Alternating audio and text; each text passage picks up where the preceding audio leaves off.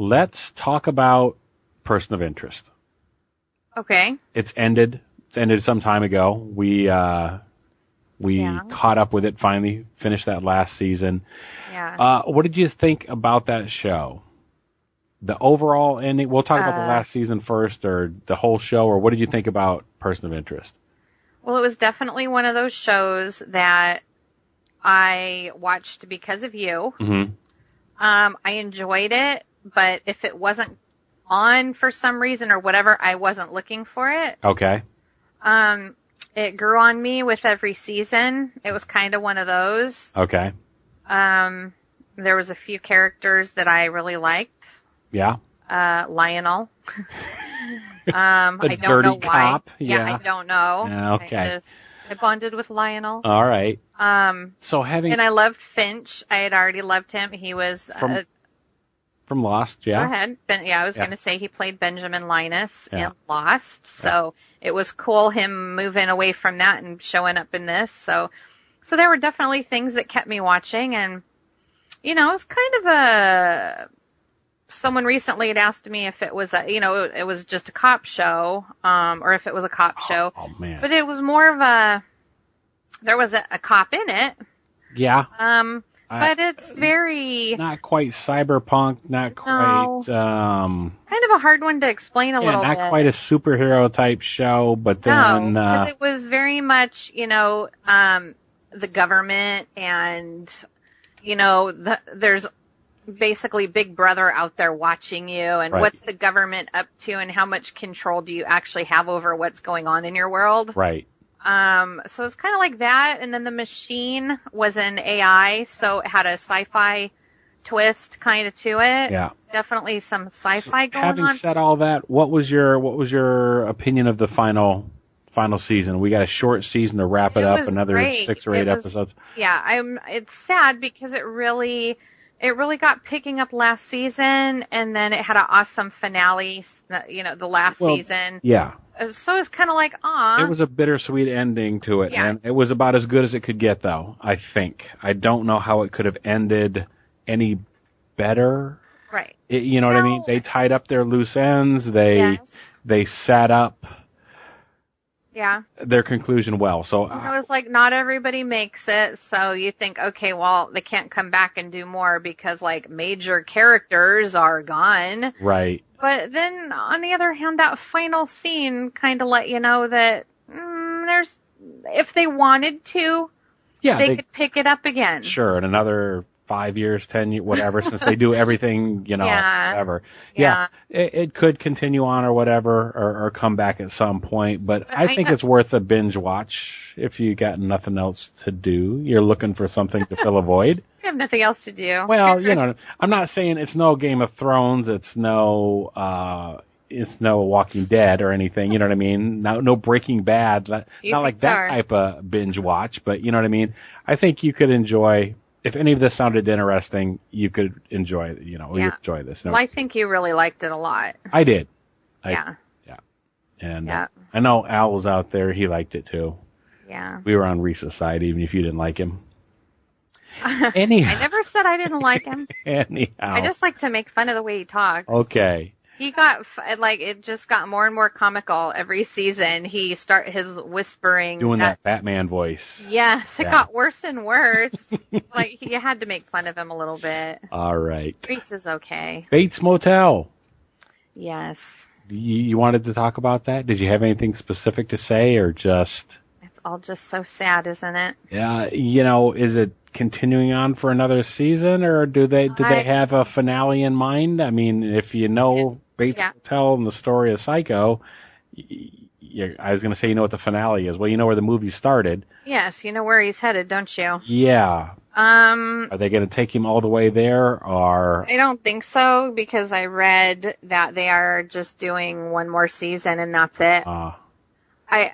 We'll have to check a little more into that. Okay. I mean, they said it like it was fact. Yeah. I mean, the writers probably because once Norman, because he's out of high school now, he's over 18, or he's 18 at least, so he's a quote adult. Yeah. He can do his own thing now. He can own stuff. He can run a business. Not tied to his mother's purse string, so to speak.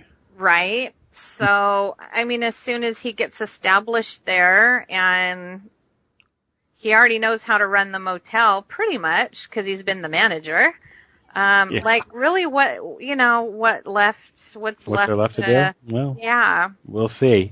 I mean, he's got a few friends and family members left out there. He might want to try to snuff out first, but, like, what else is there to do? You know, he's pretty much almost, even though he's still a young boy, you know, he's 18, but he's just a boy. He's like already to that point where you can see, okay, yeah, he's really looking like the Norman from the movies. So yeah, I don't know. We've been enjoying it, that's for sure. Both It's Vera so Farmiga and Freddie Highmore, great performances. Not to mention the whole cast actually. They deserve all the awards in the world. Yeah. Yeah. Something else that we caught part of was Genius by Stephen Hawking. Yes.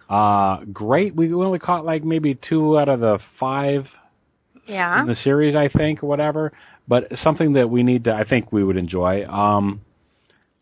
It kind of helps break things down so you can understand them a little bit better, wrap your head around some concepts. We talked about that last week with the Tesseract and how certain high concept science fiction pieces can be a little bit out there. So being able to think like a genius, this is the tagline basically for the show, is that anybody can think like a genius. Right. See, and I didn't really realize, I knew it was going to be people doing experiments and, trying to answer these big questions or show how something works or whatever.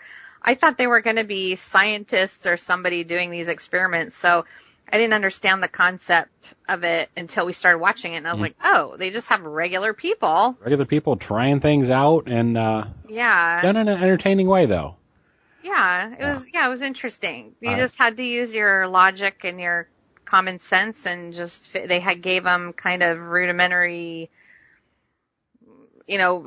tasks or experiments to perform, and just it kind of helped you give a framework basically for some of these concepts, because you look at something and then think, how can they know exactly how much the moon, how far away the moon is, or what the size of it is, like beyond a certain point, some of those things, or maybe I'm just stupid. That's the other thing too. That's a possibility, but you wonder about those things. How can that be or whatever? And, it breaks it down to maybe where you can get a handle on it. Certain numbers and stuff we talk about, what does 14,893 really look like? Right. Past a certain point, your brain just kind of goes, big number. Yeah, it's big. That's it. Yeah. Not that they explain that to you, but anyhow. So that was worth seeing. Well, they give you an idea of how big that would be. What the scale of, and what a light year is, and how, and so on and so forth. Without going into details of all the experiments we saw. Not that I got a whole lot out of it, but I remember as a youngster, younger than I am now anyhow, reading A Brief History of Space and Time by Stephen Hawking, and it was really good. It was, part of it was beyond me, but it was, and it presented in an entertaining form that was, and kind of could get you started thinking. I don't know. Yeah. He's a funny guy. I think I'm losing my track. He is, definitely. Yeah, and he's a great writer, and he doesn't talk like a scientist or a, Yeah, it's because he talks like a robot. No, I'm just kidding. No. But no, really, he's just like a regular guy. Yeah. He's got a great sense of humor, and he can dummy things down in a simple way. He knows that everybody isn't walking around a genius. Right. I think I read somewhere that he's never even himself had an IQ test of any kind. Yeah, I've read that myself. Yeah. So he's just such a down to earth guy. Yeah. Down to earth. Luckily his mind is out in the space, because the things he's done for science is it's incredible. Yeah. Yeah. Anything else that you had to cover for or garbage in, garbage out, rather? I don't think so. Okay. I am reading Miss Peregrine's School for Peculiar Children. Is that in preparation for the movie or just coincidence? It's a coincidence. Okay. Because I was at the thrift store like a year ago, And I walked in and they said, hey, we're having a sale today on our books, 5 for $1. And I was like, where are your books? And their books were so picked over and so trashed that I actually had trouble finding 5. Wow. I picked out the weirdest stuff. But anyway, one of them was this one. Okay. It was like brand new hardcover sitting there. And I was like, Miss Peregrine, we'll put Kill Your Children. That sounds interesting enough. And, I read the back and everything. So I was like, I'll take that. It might be interesting. And then I came home and looked it up online on Amazon and read the reviews. And so many people loved it so much. And I learned that there was a second one and a third one coming out at Christmas. So I was like, oh, well, crap. So I bought the second one.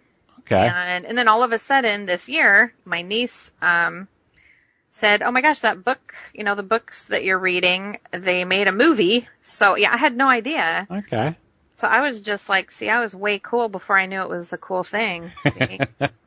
Well, we'll have to talk more about that, what you think about the... Well, yeah, that being said, the book is okay.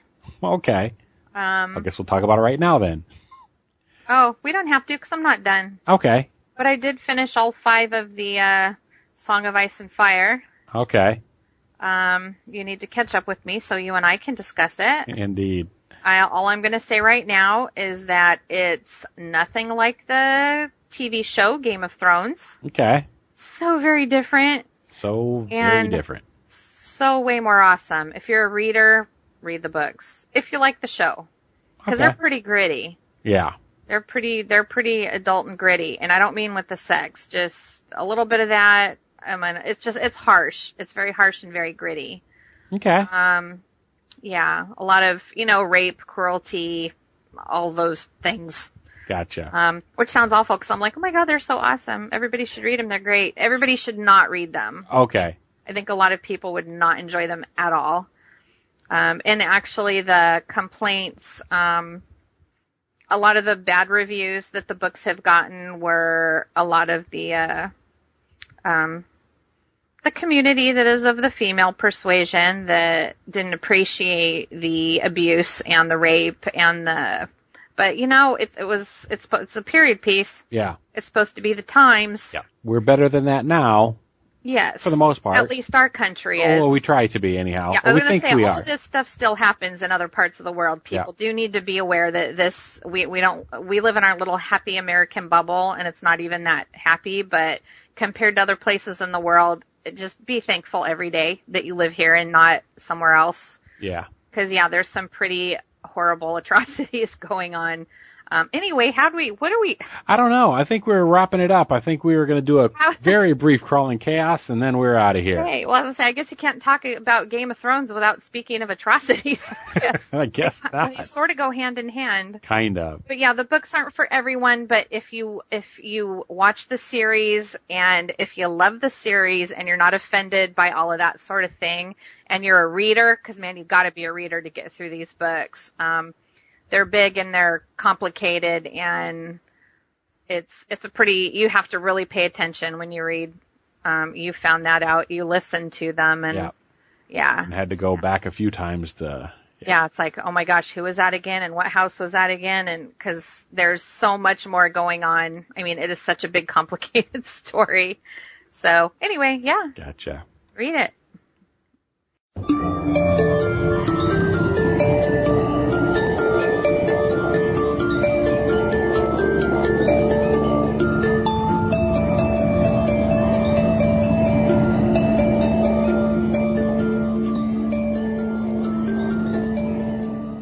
So for Crawling Chaos, it seems anticlimactic at this point. But it kind of, well, anyhow, so what I was going to share with you was the fact that I learned that, or it's been theorized that, matter, or rather energy, can seep through a black hole. Okay. Yeah, I know this is like weird and not That's quite a going non sequitur. Well, it kind of goes with the the genius stuff we were talking about. Yeah, I was going to say we were just talking about Stephen Hawking. Yeah, so. And so... I wish he was here. He could get in on this. He could correct you if you're saying something wrong. Well, all I was going to say was I happened to make a doctor's visit right after my birthday. How's that for a celebration? Anyhow, he happened to have a scientific